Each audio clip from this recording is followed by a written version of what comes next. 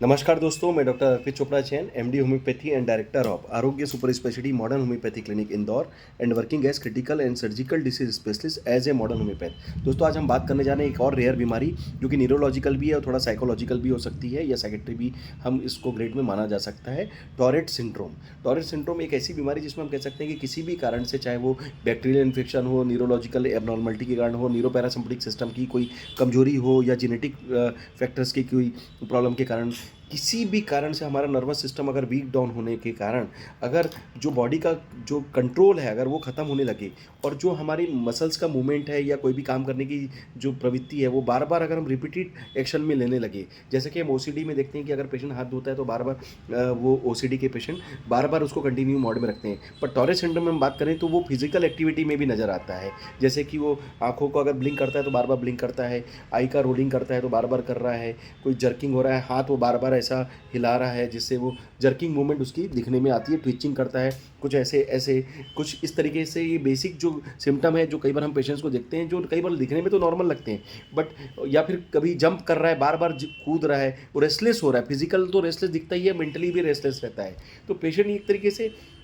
Uneven contraction के कारण या मसल्स की इनवॉलेंट्री मूवमेंट्स के कारण कहीं ना कहीं वो जो एक्टिविटी है रिपीटेड एक्शन के कारण तकलीफ में रहता है। तो निश्चित रूप से ये जो बीमारी है ये एक तरीके से थोड़ा सा रेयर केस है, लेकिन टॉरेट सिंड्रोम में जो पेशेंट तकलीफ में रहता है उसके लिए वो वाकई वो एक ऐसी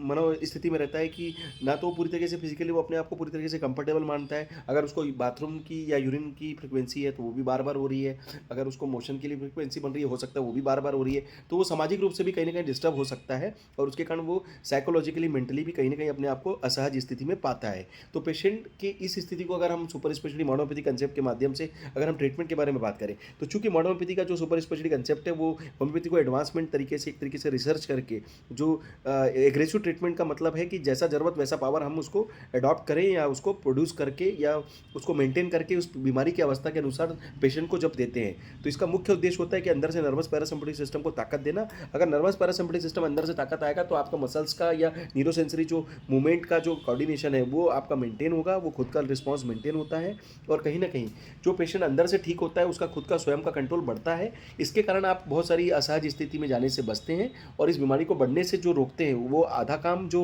हो जाता है, प्लस जो जितना भी तकलीफ है उसको जितनी भी सीवियरिटी है उसके आधार पर जो ट्रीटमेंट लेकर आप रिकवर करते हैं, अपनी रिकवरी का फेस बढ़ाते जाते हैं। तो दोस्तों, इस वीडियो के माध्यम से ये जो मैसेज है कि इस तरीके की बीमारी के लिए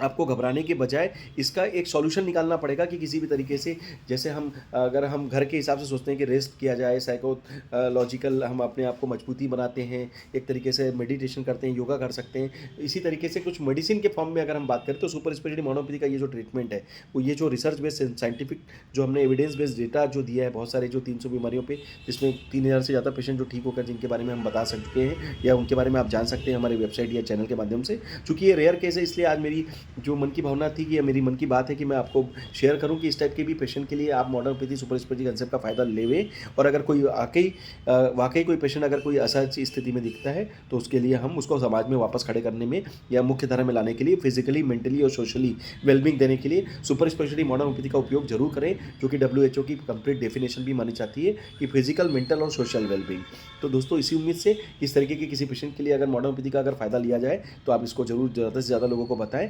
और ऐसे लोगों की हम मदद करें, हम यही भावना के साथ कि आप सभी स्वस्थ रहें, मस्त रहें, हमेशा मुस्कुराते रहें। मैं डॉक्टर अर्पित चोपड़ा जैन, आरोग्य super speciality modern homeopathy clinic Indore. Thank you, नमस्कार।